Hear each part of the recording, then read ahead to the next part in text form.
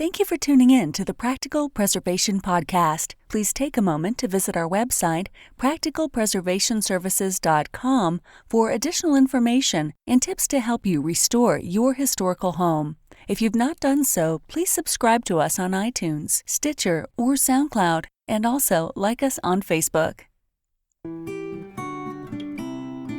Welcome to the Practical Preservation Podcast, hosted by Danielle and Jonathan Kepperling. Kepperling Preservation Services is a family-owned business based in Lancaster, Pennsylvania, dedicated to the preservation of our built architectural history for today's use as well as future generations.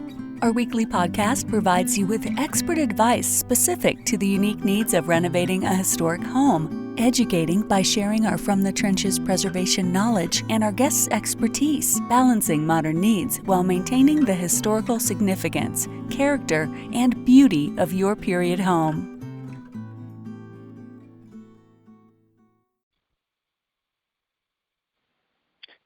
Good morning.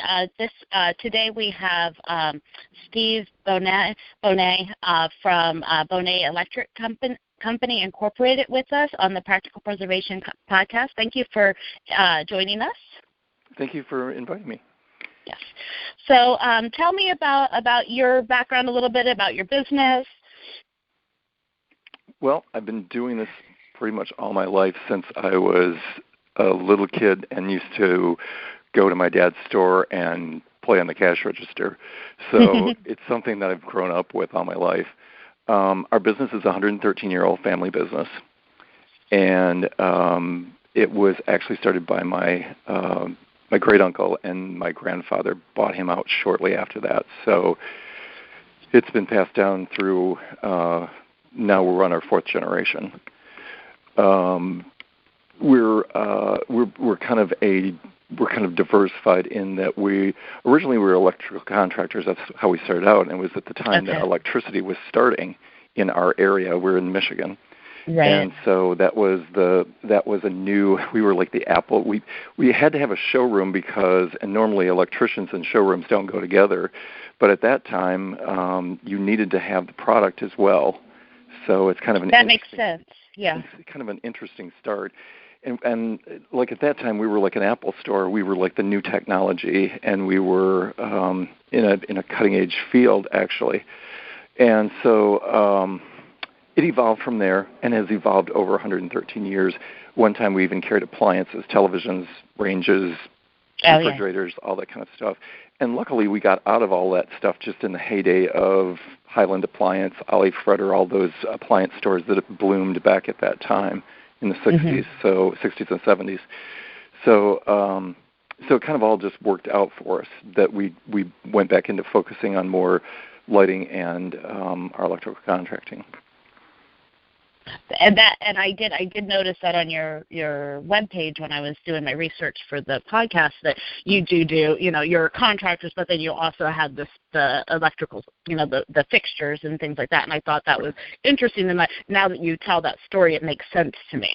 Right, and because typically those two don't go together, but that's at that time that you had to be both. And so as time went on, when there were probably a lot of other companies that did that type of thing, but they just in time they split from those two entities split up. Right. Yeah. So, I remember when I was in my my MBA class, we were talking about electric cars and stations. This was probably 5 years ago or so, and they were talking about, we were talking about the infrastructure that needed to be built out, and I'm like, well, we didn't always have gas stations, Right. Exactly. So and then we figured we did research, and they actually, people would at general stores would have gasoline that they would come out with buckets and pour it into cars, which is just crazy now. But until the infrastructure's built, it makes sense to me to have everything together.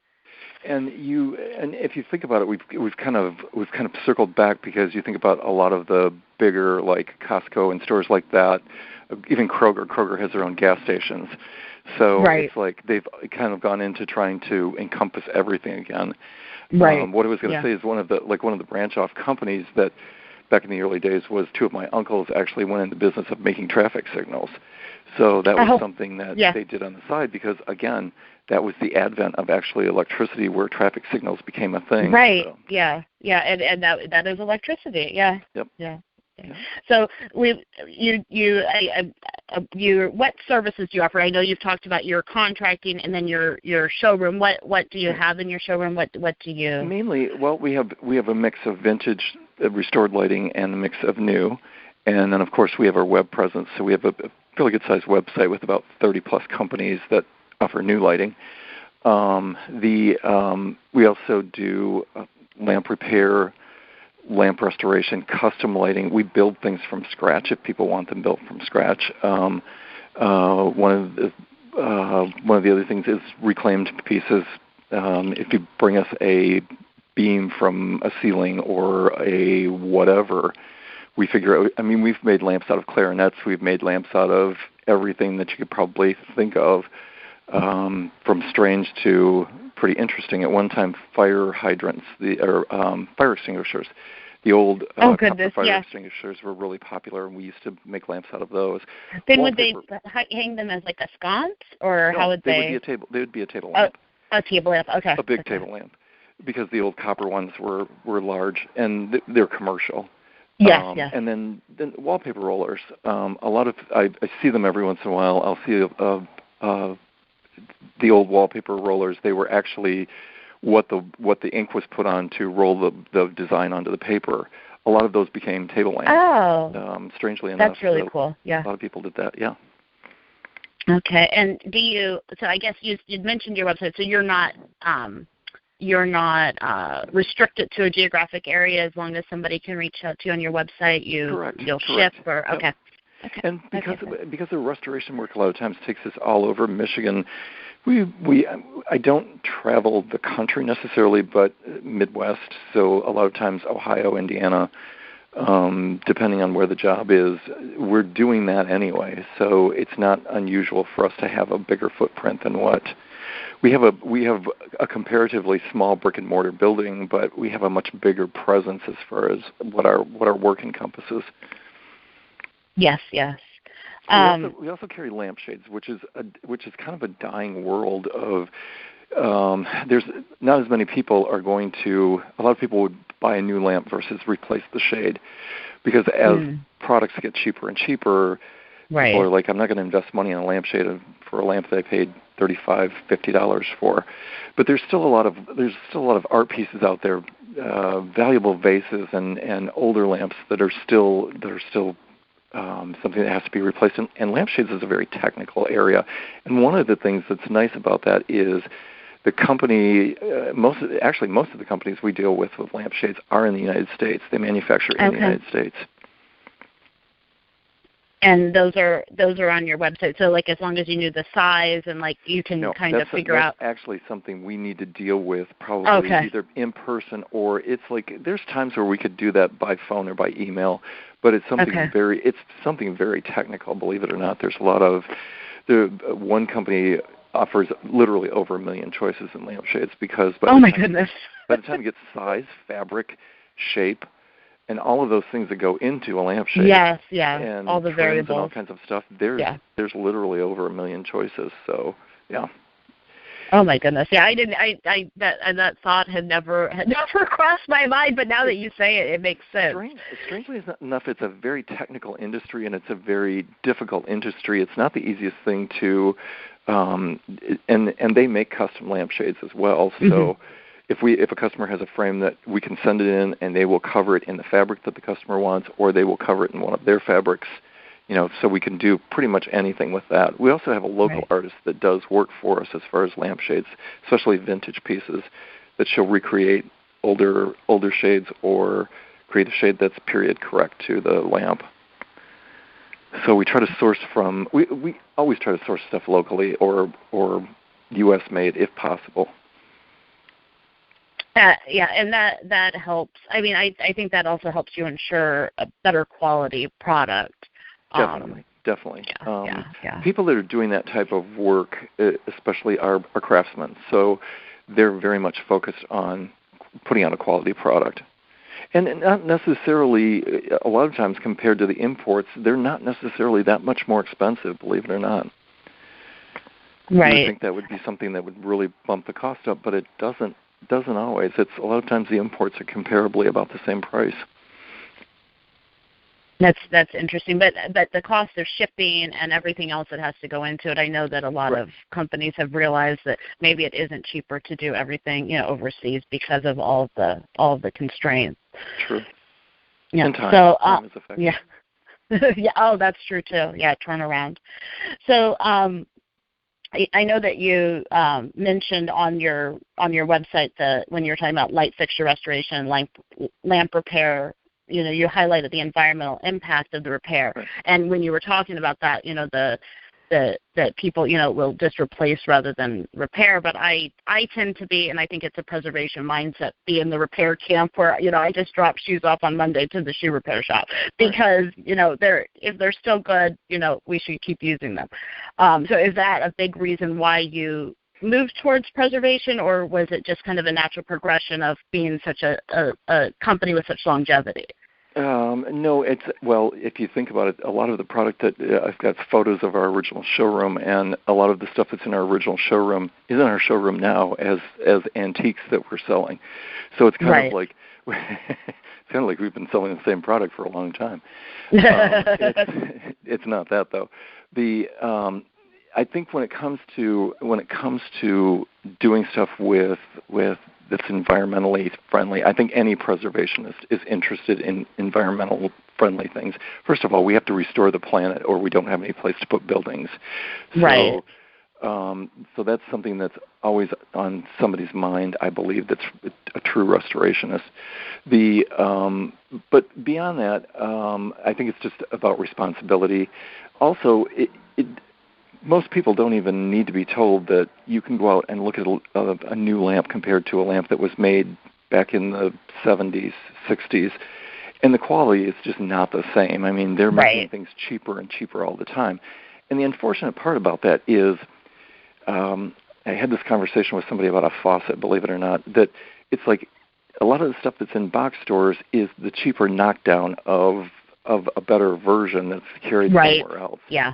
And I'm not picking on box stores because they do. A lot of times they carry better stuff as well, but it's a search for that. And so what happens with that is you buy a faucet and you put it into a spec home, and so it looks great and it looks perfect when the home is shown and everything. Or it's a flip. Let's put it that way. It could be a flip that is restoring a house.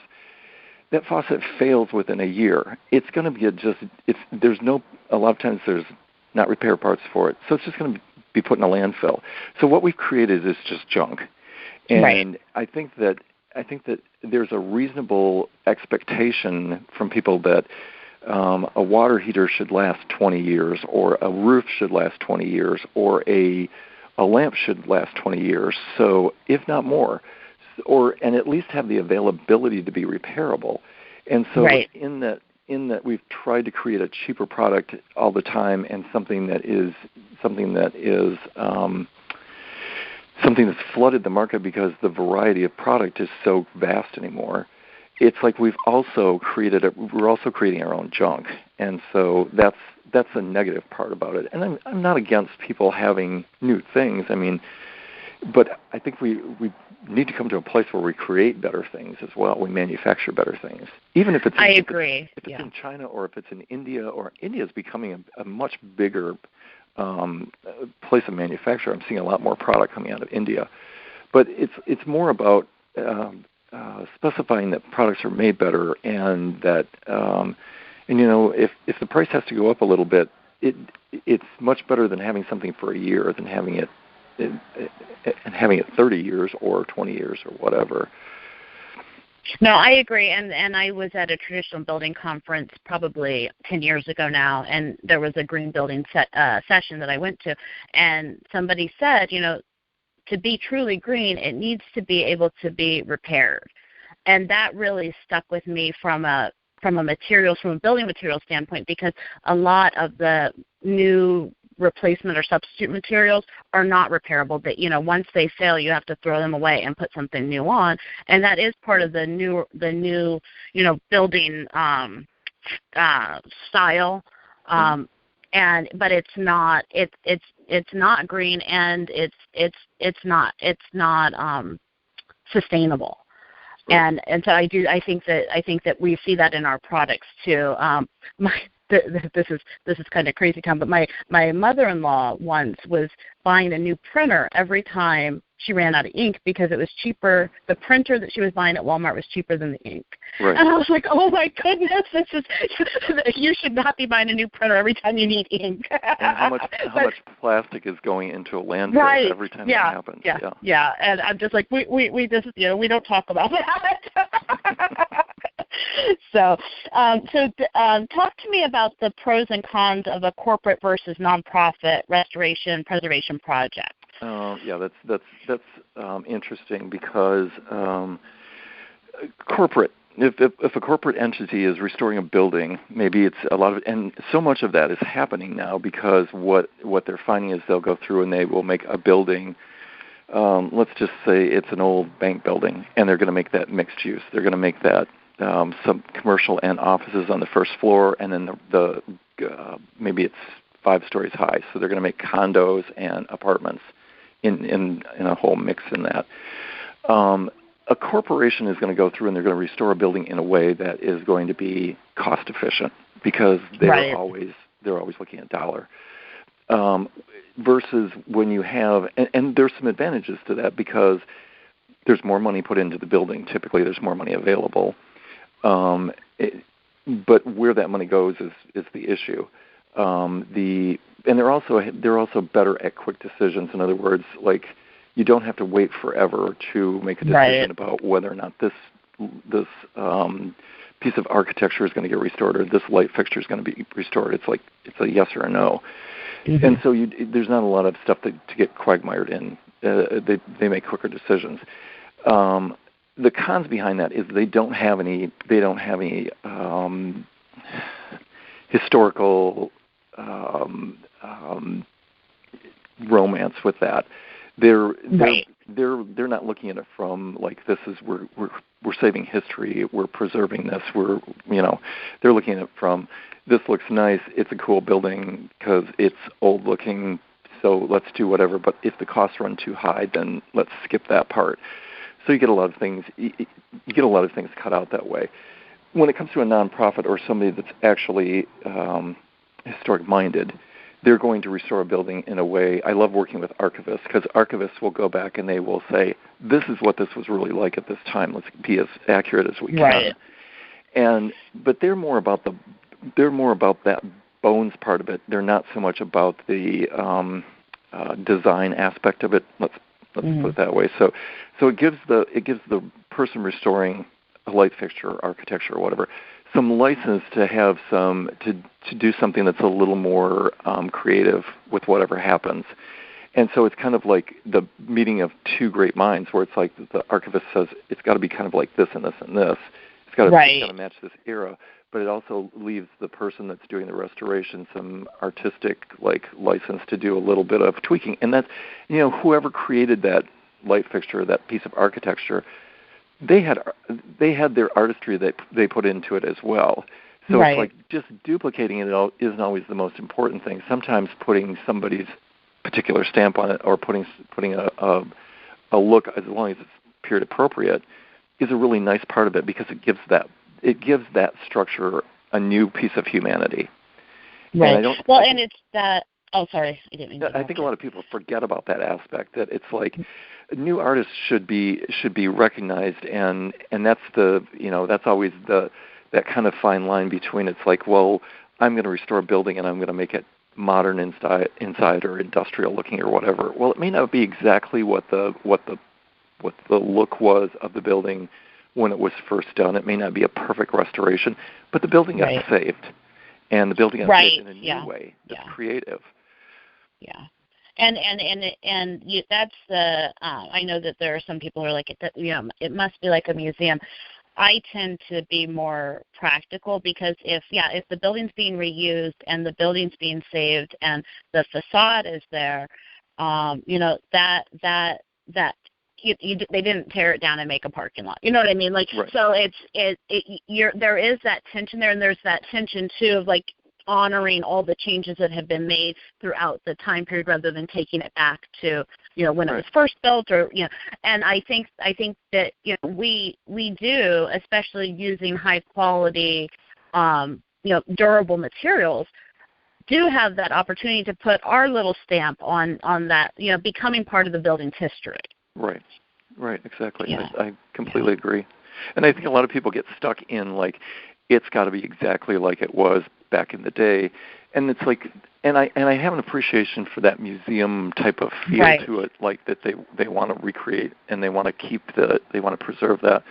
But I think the humanity part of it is really an important aspect, because I think that if buildings aren't made practical, if they're just roped off museum pieces, then we're not really creating something that people interact with. Yeah, and museums are, we need to have some museums, but we also need to have buildings that we're living in and interacting with. Right. So is there a common thread that you find that connects all of your past projects?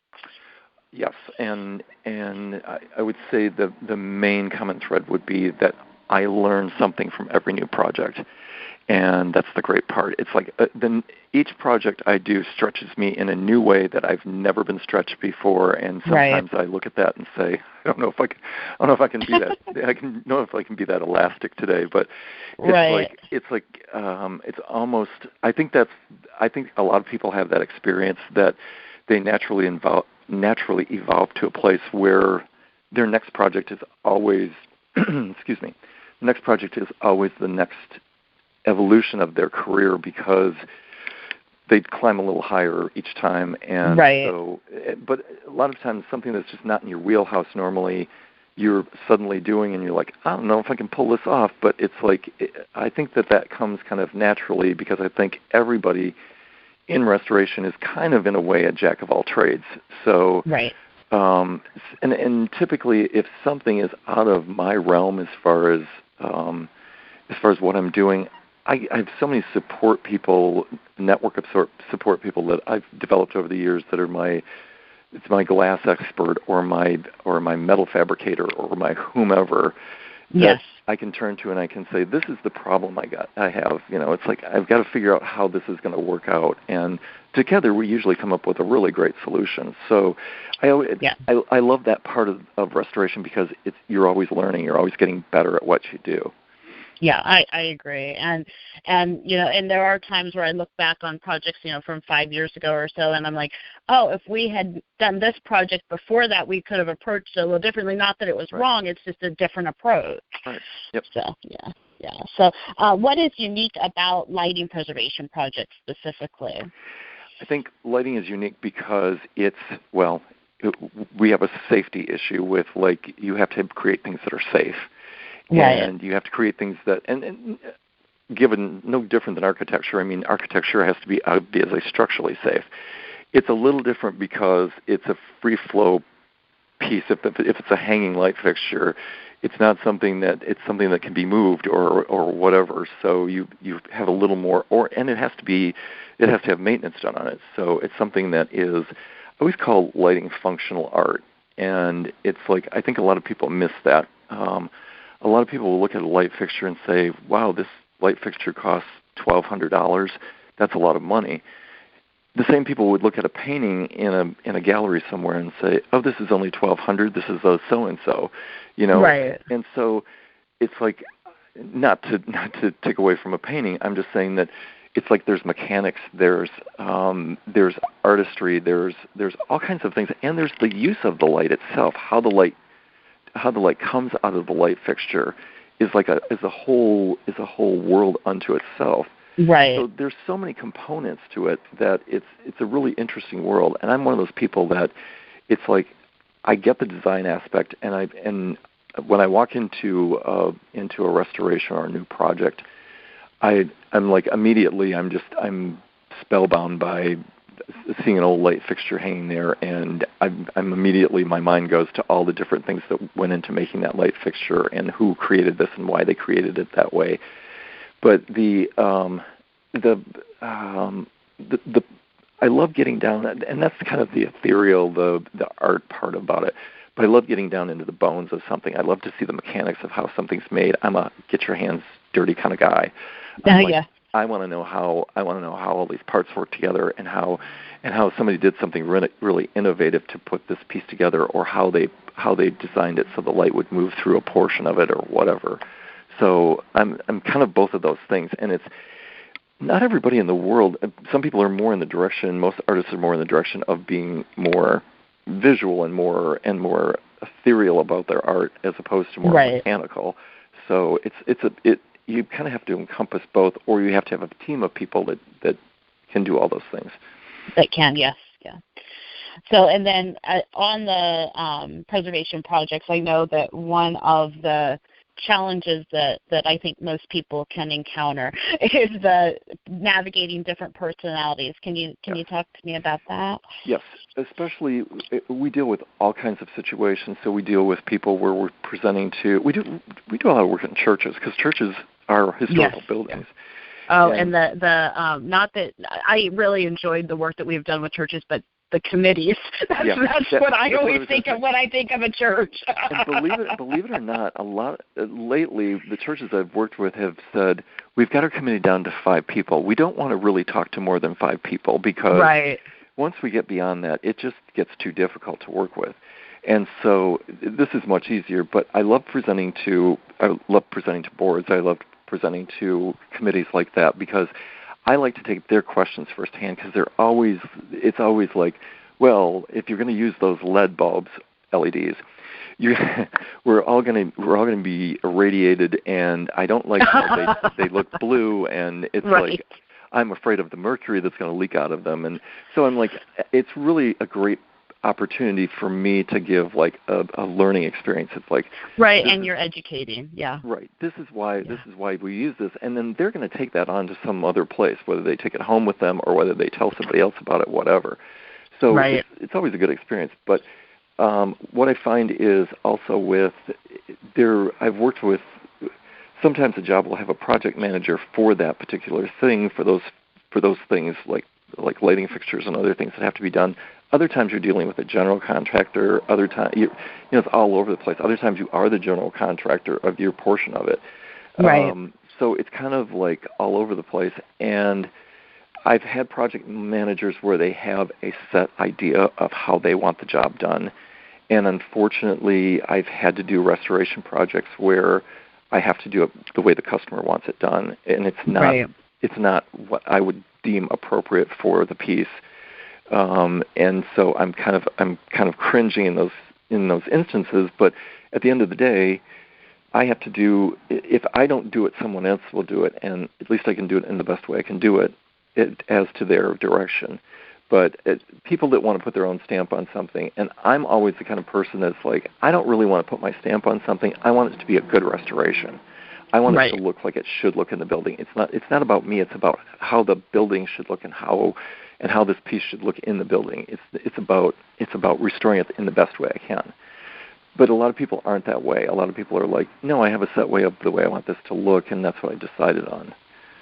So navigating all of that is sometimes difficult, and there's sometimes jobs that I have walked away from jobs where I've had somebody say, I want to do this, and I'm going to design it my way, and I'm like, you're not even representing all the people that you're supposed to be representing here, and they're like, I don't care, this is my thing. So so sometimes you do have to walk away from those situations, but I agree, and And again, the same thing with corporate, where they're more cookie cutter, and you've got to convince them that the restoring something in a proper way and doing it and enhancing it is going to bring people in to look at it. It's going to enhance their whole environment, and it's worth investing the money into.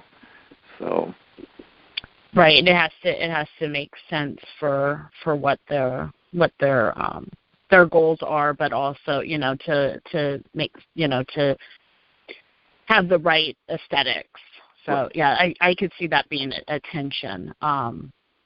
I guess it's easier if they're using like tax credits and they're kind of bound by. Right. This is true. That's helpful. And a lot of times that's why they get into that. A lot of times that's why they'll even save something, is because they were getting some type of federal tax credit to keep a historic piece. And so there are certain, but I've also looked at those situations where like the guidelines to that are sometimes kind of loose. So you have a lot of freedom to do whatever you want with something, and they're like, well, we could replace these with new fixtures that look like these old fixtures. And I'm like, no, you really can't. But it's not really going to happen.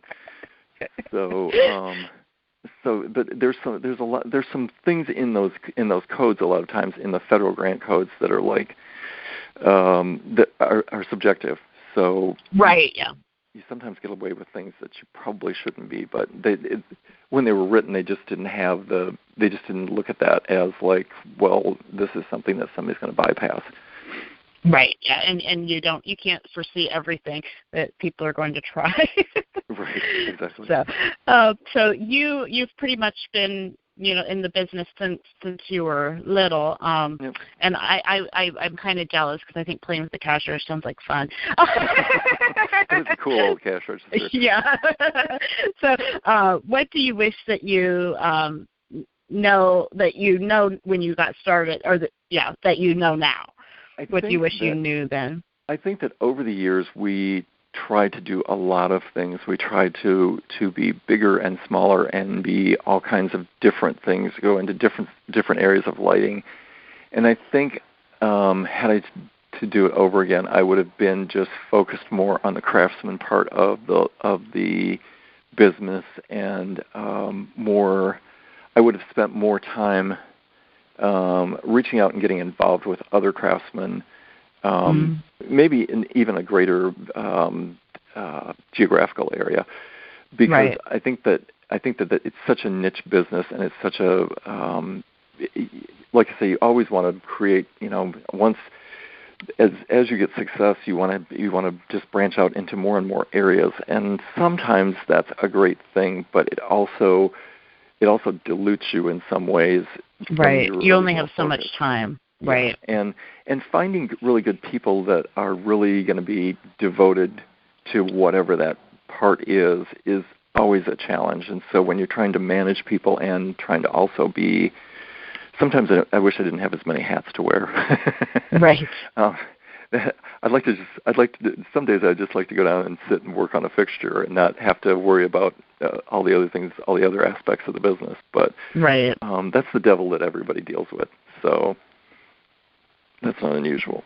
Yeah, no, it's not. And I think that's very true in small businesses, and it is hard to find people that are passionate and want to do a good job. And when you find them, you don't want to let them go. And I have to say to that, strangely enough, over the years, it's almost as if I sometimes think our business is magical, because it's like the people find us.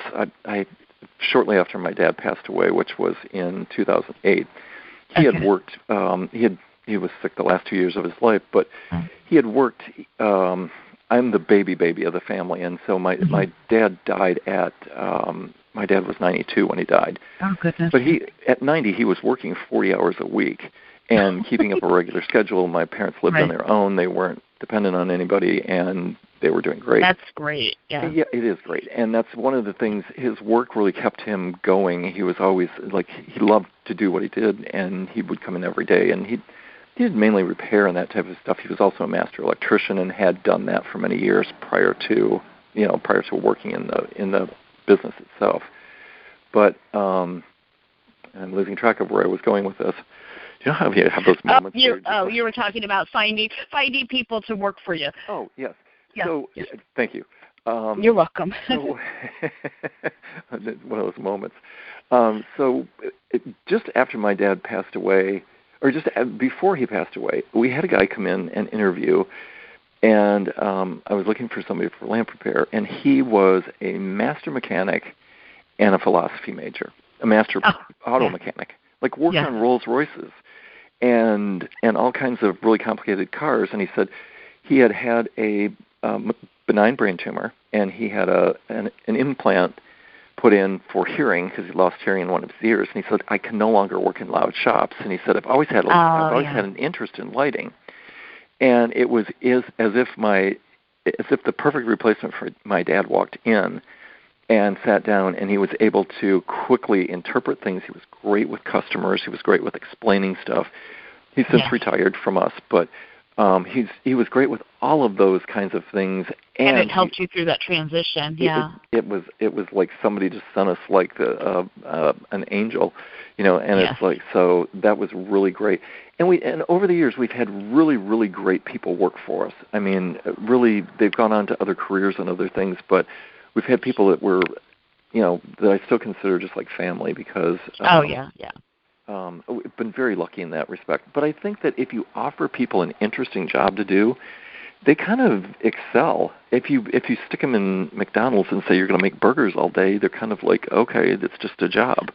And and we're taking away all the thought that you have to do. Everything's planned out for you. If you actually give them, if you actually teach them some skills that they might not already know, and they have some basic mechanical knowledge, then a lot of times they just evolve into like a great person that does, not that they're not great people, but I mean a great worker in the way that they are like, they take pride in what they do, and they start to really enjoy what they do, and they do better at it all the time.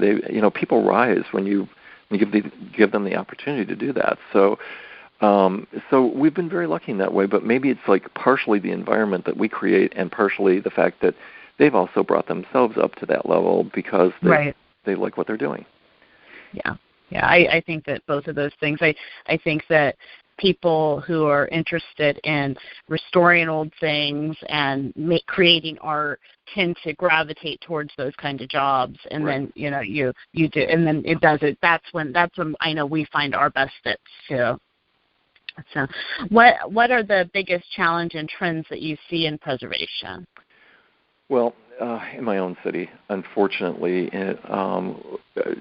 so much of our city is controlled by the developers, and the developers are their job is to develop. Their money is in developing, and dollar signs are what drive so much of that.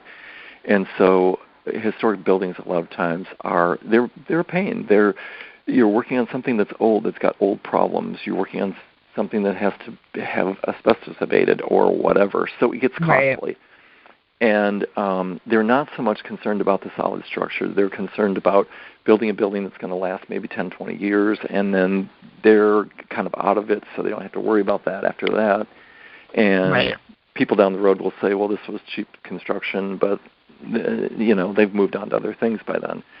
So I think that's one of the challenges in Michigan. Grand Rapids is a shining example of a great city. If you've never visited there, I encourage anybody to go there and visit. Grand Rapids. Yes, they have lots of private money. It's where the Meyer Corporation for Meyer. We have Meyer stores in Michigan. They're kind of a grocery, all things store, kind of a local Walmart, if you will, but higher quality. I'll just throw that in. The Meyer Foundation is there. There's just a lot of money there in that city. So they've put a lot of money into the city. And so what's happened is they've built modern buildings, and they've created but they've kept all of their old architecture. So there's this huge juxtaposition between the two, and it's amazingly beautiful to see an old building that stands out so nicely because there's two really modern structures next to it, but it's done in a thoughtful way. They're also the home of what is a national event called Art Prize, and so they're an artist community as well. They've recreated their downtown for a bigger city and a city becoming bigger all the time. It's a city where it's very friendly and safe to walk downtown. It's very a lot of their streets they've even blocked off where they don't have traffic on them anymore, so they're walking streets.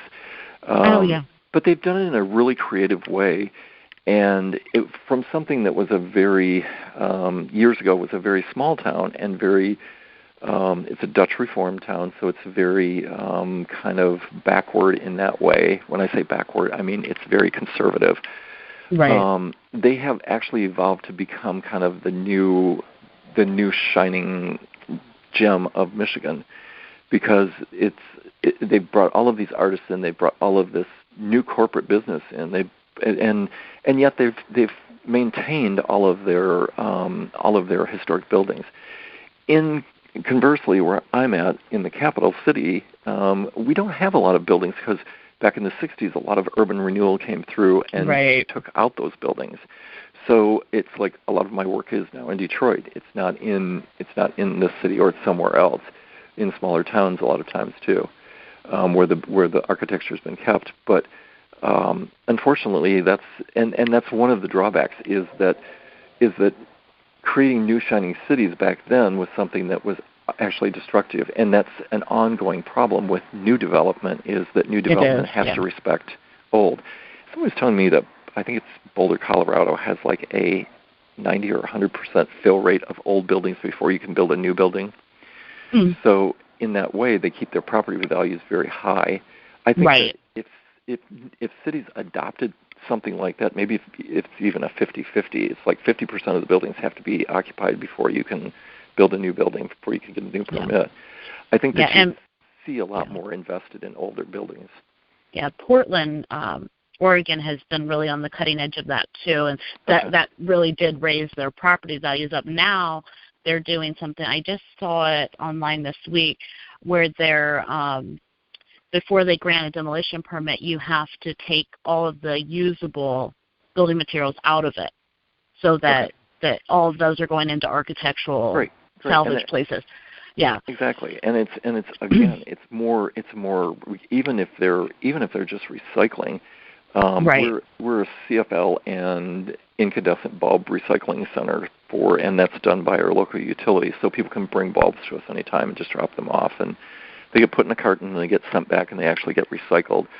But it's a really nice thing, because I can say to people, if you got a lot of, it's great to upgrade to LED, and if you're going to what are you going to do with your old incandescent bulbs? It's like, I still have customers that say they're trying to take away our incandescent bulbs, and I'm like, they're really not. They're just trying to make things better. It's like, and you're spending a lot more money on electricity every month, and you're heating up your house in the summer when you don't need to. But it's like, you got to get with the technology. The battles that people are willing to fight. I know. It's like sometimes I'm like, they're not. That's not a freedom they're trying to take away. You can keep that freedom if you want, but you're just kind of like, you've got a butter churn when you could just go buy a stick of butter. Right. So I mean, there's value in both, but okay. So it's like, but the fact that we can actually get that stuff back, keep it out of landfills. So we're not just throwing away all the old technology; we're actually recycling it. It makes me feel good about that. I mean, that at least when I recommend bulbs to somebody, I'm like, you really need to get CFL was a transitional technology, so we need to get rid of those now, and we need to go on to LED. And in that process, you can still recycle this, and we can still have a good outcome to all of it. Yeah, I agree. So I know that we've talked a little bit about being a contractor and having a showroom, but is there anything else that you want to highlight that makes your business different? Well, I think that what makes our business different is we're open to whatever. In other words, if somebody comes in with it, we're idea builders, not ideal squashers. We're like, if you come in with an idea and you're like, I want to make a light fixture out of this. First of all, we're going to tell you how it has to be made safe, because ideally, it's always about safety first. When it comes to lighting or anything electric. But beyond that, it's like we like people to be creative. We like people to come in with new ideas. We like to do custom stuff. We like to do stuff that's out of the box. And it's like we're never beyond any idea as long as we can make it safe and functional. And so in that way, we have a lot more. If somebody, even when it comes to our new light fixtures, if somebody says, I don't like this part of this light fixture, I'm like, Well, it's stem hung. If you want it chain hung, we can make it chain hung. Right. So we'll tweak anything to do what you want it to do. And so in that way, it's like we're kind of like a custom house for whatever. Right. Right. And so, well, and you have that capability because you manufacture too. Right. Right. And we're constantly changing things up, and we repair. We know how things are put together. Having that knowledge too is I can sit down with somebody in a lighting consultation and be a lot more knowledgeable about if I'm just selling light fixtures, if I'm just a guy that's in the lighting business selling sprockets. I'll put it that way. It's like if I don't have the internal knowledge of how things work, then I can't do nearly as good a job as I can say to somebody, you might want to stay away from this light fixture because I'll tell you what, the cleaning of this or the maintenance of this or I see the future of this as being like not so great versus this might be a better plan. And I don't want to, if you're really stuck on this, then go for it. But it's like I'm just kind of warning you what the maintenance issues might be with right. it. Right. Give you your options. Make sure you understand. I have a bigger picture of that, and a lot of times I can translate that to a customer. So in that way, we're different. That we're kind of like a custom house for things like that. And I think people love that kind of stuff. People love having the ability to create their own. And in essence, it's like even if you're only changing maybe like the glassware on a fixture or whatever, you're kind of putting your own stamp on it. Nobody else is going to have that light fixture with that glass. Right. So you're creating something that's unique so that your light fixture doesn't look like everybody else's cookie cutter that you walk in their house, you're like, oh, they all look the same. One of the things that people always remark to me that have worked for us is after about a month or two of working for us, they're like, now everywhere I go I notice light fixtures where I never noticed them before. It drives me crazy because it's like, I'm like, they're dusty or this should be this way or this is upside down or something's wrong with this. Or I have friends that are like, you're the only one that walks around town looking up. Well, I understand. True. But isn't it great that creates that awareness? And I think that it does. That's great with anything. I mean, it's like I love to learn about all kinds of things, and I think that anytime you're learning, you're growing. Anytime you're not learning, you're kind of stagnating or you're dying. So it's like you need those kinds of things to move you forward all the time. Yes, I agree. So I guess our business is unique that you're typically going to get somebody that's knowledgeable. You're typically going to get somebody that meets you at the counter that's going to be open to whatever you have to say. We don't want to sell you something that you don't want. We're not. Right. We don't even have a business model where we say you need to. This is how you push this item. It's like we have a business model that says, come in, let's talk about what you want, and let's get you what you want. Because ultimately, the satisfied customer is the customer that will come back to me or will be the best advertising in the world for me. Right. That's true. Yes. So how can our listeners contact you? They can contact us by email. It's our name, Bohnet, electric, at AOL.com. Yes, it's AOL.com because we were early on technology, and we haven't changed it because it's hard because people don't want to learn an email address. Yeah, it is hard. And so people are always like, AOL? And I'm like, yeah, so we had technology early, so don't shame me. You can contact us by phone. It's our phone number is 517-327-9999, and that's a really easy number to remember or put in somebody else's phone. You can go to our website, which is basically our name, bohnetelectric.com, and that'll give you all of that same information there. And also, we have all of our lighting product there. You can wander around and look at all the different things that we do, too. And there are parts of our website that aren't complete, and we don't apologize for that because we're busy working, so we don't always get to we don't always get to get all the stuff in there that we'd like. That's probably my biggest. It's a struggle. My biggest struggle is remembering to take the before picture and then getting to the after and saying, I wish we would have taken a before picture of this project because, well, usually it's a small thing like a repair or restoration of a lamp or something. But I'm like, yes. People love to see before and afters so much that I always forget that part. So, But that is a struggle. I will make sure all of your contact information too is on our website with the podcast, so that if somebody needs to, it comes to listen to the podcast, they can then click through it too. Did you have any offers for our listeners, or did you have anything else you want to share? We do. Right now the stuff in our showroom is like a lot of our vintage lighting and stuff that's in stock is like lighting fixtures and stuff is 35% off. It's on sale. Okay. Our lampshades right now are 20% off, which lampshades hardly ever go on sale, and we're just doing a fall special right now. We have a $10 Tuesday, $10 off on Tuesdays on lamp repair. So we call it $10 Tuesdays, $10 off Tuesdays, I think. So if you just come in and mention $10 off Tuesday, that usually connects to our Facebook advertising or other advertising, so we kind of can track our advertising. Yes. However, on our website, there's always a virtual coupon, and we make it a virtual coupon. Just mention it. We'll give you $5 off on your repair. We don't want somebody cutting out paper or printing stuff or creating more junk. So we don't want the paper. So just come in and mention it, and we're happy to give you $5 off. Okay. So yeah.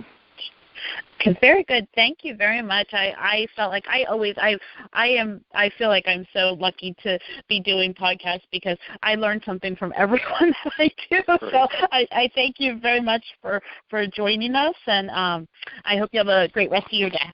Thank you. You too. Okay. So I'll get this edited and up on for tomorrow because I'm like a week behind. I usually try to stay a week ahead. I'm a week behind. If you're only a week behind, you're doing really well. Yeah. If I can stay a month behind, I'm doing well. Oh, I know. My list just grows, but you know how that is. So if wherever that gets uploaded to, is it possible for me to share it like in our social media and stuff? Yes. So I'll get it uploaded to our website, and also after it's uploaded to our website, it goes out to like it's a RRS feed, so it goes out to like iTunes and Fixture and all those other places, but it's like hosted on our website. I guess this might be my like I might become super famous out of this. Oh, you could be. The other maybe a couple weeks ago. Yeah, a couple weeks ago I was at Home Depot standing in line, and a woman came up to me. She's like, "Are you from do you do that preservation work?" And I'm like, "Yeah." She's like, "I just love your stuff. I just wanted to tell you." And I'm just like, isn't that cool, I'm standing there. Yeah, it is cool, but it throws me every time it happens. So, did you get the marketing book? I did, and I haven't even. Okay. It's sitting on my table next to my chair at home, and I'm like, "Oh no, that's fine." Sit down and at least go through this and read it. And we've been super busy this week. Oh, I completely understand. Week. I was just making sure it got to you, so that's good. Okay. I appreciate so much you taking the time to do this because it's like this is the kind of thing. Just what you're doing is really a great way for little businesses to connect with other little businesses. It is, yeah. And it's, I try to network as much as possible, and believe me, I go to the opening of an envelope, but it's like there's only so many hours in the day, and there's times where I'm like, I can't get dressed up for one more thing or go to one more place today. Last week the county's preservation organization had their annual dinner, and I'm like, oh, I need to plan my day so that I can like get dressed up at the end of it. Right. And so I get it. But I mean, there's a million things that get in the way, and like I say, I try to keep connected with everybody. One thing I've always found is, no matter what event I go to, I always get 2 jobs out of it, and it's strange because I don't promote my business. In other words, I'm not salesman-y like in that respect. Right, I'm not either. Yeah. I go to things that are charity events or whatever, and a lot of times we'll donate something like a gift certificate or a lamp or something, and I'll show up at events, and people will come up to me, and they're like, "You're Steve Bohnet, aren't you?" And I'm like, "I am." And they're like, "I need to have you look at, I've got this," and that's how the job happens. And so it's not me going around saying, "Hey, I'm from here, and what's going on? What do you need?" It's like I don't even know how to do that. It's like I'm not good at that. But so it's like I say, all it takes is showing up most of the time, and it does. I agree with that. Connecting your face to your business. So, but I mean, I like organic situations like that where you connect with people. Yeah. Yeah, I agree, because it's showing up and getting out there, and that's not typically where I'm comfortable. But after I go and I get over myself, I do okay. I'm pretty comfortable talking to anybody, and I'm the nice thing that I've never had is I'm never intimidated by anybody. I don't care if you're the CEO of Apple. I'm like, you're just another person to me, because I guess I've worked with so many people that I later find out are so high up in whatever they do that I'm like, what are you talking to me for? Right. But I'm like, you know what? At the end of the day, everybody puts their shoes on, or their butler does, or But I mean, it's like we're all humans, and so I just don't. I guess I don't have that intimidation of people, and so I think people just like to talk about their project or whatever, and so if you just meet with them on that level, it all comes out well. And so it does, yeah. I don't know if I'm as good standing in front of a room full of 5,000 people talking to them, but I could probably get there. Right. Yeah. Well, and people like to hear. The good thing is most people are interested in the work that we do, right. So I can always talk about that. Right. As soon as just point me at a light fixture and ask me about what I think about that or what should be done to it, and I'm off, somewhere in my own world going, well, this is what's got to happen and whatever. But so it takes away from all of that. And like I say, I don't know. Years ago, I used to be much more intimidated by things like that, and now I'm just like, everybody's. And it's everybody's the same. Yeah. How many times when you walk into something where you think somebody's a big deal, and they're over in the corner clipping their fingernails or doing something, and you're like, oh, look at them being all human and everything. Right. That is true. So yeah, you never know. And especially in the business of restoration, I deal with so many people that are so eccentric anyway. They are, yeah, that is true. I never know what I'm walking into or how much crazy I'm going to run across, so I'm just like, okay. Oh, that is very true, and you get that with the artisans too. Yeah. I think one of my best qualities is that I can keep a straight face no matter what. So. Oh, that is a good quality. Sometimes I don't know if I'm good at that, but I usually, at least, if my face gives it away, I at least don't open my mouth. As long as I don't have somebody else I know that knows looking straight at me, then I'm pretty good. So, yeah, as long as somebody else in the room doesn't get the same what's going on as well, and I don't have somebody to laugh with, then I'm probably pretty good. Well, thank you so much. Well, very good. Yeah, have a good rest of your day. Thanks for listening to the Practical Preservation Podcast. The resources discussed during this episode are on our website at practicalpreservationservices.com/podcast. If you received value from this episode and know someone else that will get value from it as well, please share it with them.